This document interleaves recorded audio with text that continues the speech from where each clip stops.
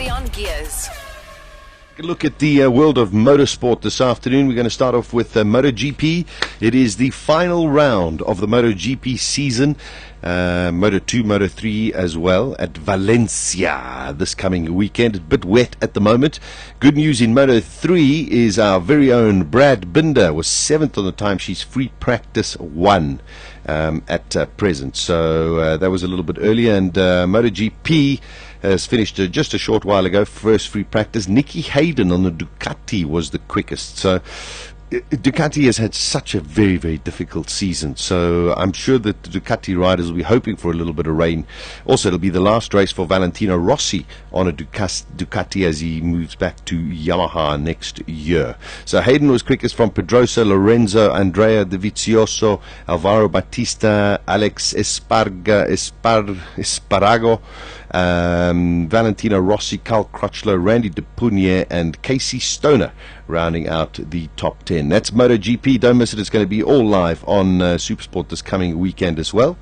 Let's move on to DTM. I mentioned it on Wednesday when we were here. Alex Zanardi completed his test in the DTM, winning BMW, all part of the 40th anniversary celebration of BMW's Motorsport division.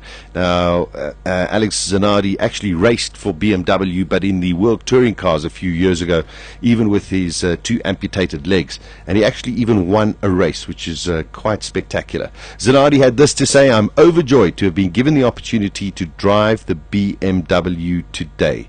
There were a number of changes, of course, that had to be made to the car to make it possible. They were sort of suitable for a test, but they wouldn't be suitable under race conditions. But it did allow Alex Zanardi to actually compete and finish that test." He says, "As we've seen today, the challenge of driving the technically complex BMW M3 DTM also proved to be no obstacle for him." How cool is that?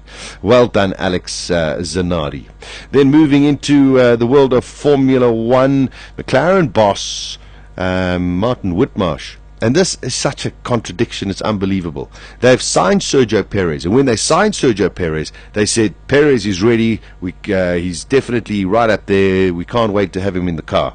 Then, all of a sudden, since he's been signed, he's had quite a few accidents, a bit of rough driving as well. Now the team boss, Martin Whitmarsh, says, admitted there is an element of risk to signing Sergio Perez.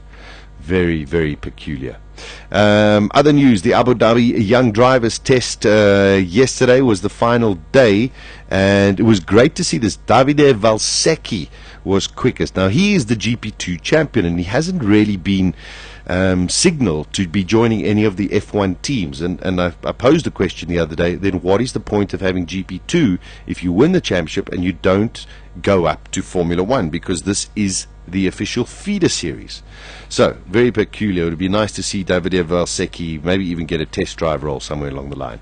Kevin Magnussen for McLaren was second. Esteban Gutierrez, it looks as though he's going to be signed to Sauber. He was third. Robin Frins, he might make his way to Mauritius next year. He was fourth. Oliver Turvey for McLaren was fifth. Luis Razzia for Toro Rosso was sixth. And Alexander Rossi for the Caterham, he was seventh on the timesheets as well. Moving on to the world of superbikes, multiple Grand Prix world champion Max Biaggi has announced his retirement from motorcycle racing following a career that spanned 3 decades. 41-year-old Italian won his second world superbike title this year and has decided that he's had enough of the world of Formula One, superbikes. But very sad, but an incredible career that Max Biaggi as well. We mentioned on Wednesday as well, Tony Fernandez has announced that he is stepping down as the principal for the Caterham Formula One outfit, and Cyril Abitaboul has now been appointed as the CEO and also team principal for the Caterham team. Of course, they have a very good relationship with Renault as well. There is a lot of questions being asked about the legitimacy of the what they call the rubber Red Bull, and the seemingly never-ending saga about the bendy Formula One cars is back in the media spotlight with 2 races to go. Is the FIA going to come out with any form of action against the Red Bull team, especially because of their front wing? Now, everyone, I suppose, is trying to find a way to make that car slower, but I just think it's just brilliant engineering from Adrian Newey. Germany's Autosport und Sport journalist Tobias Grunner, however, thinks the controversy is a false alarm because the front 150 millimeters of the nose extremities are always made a little softer.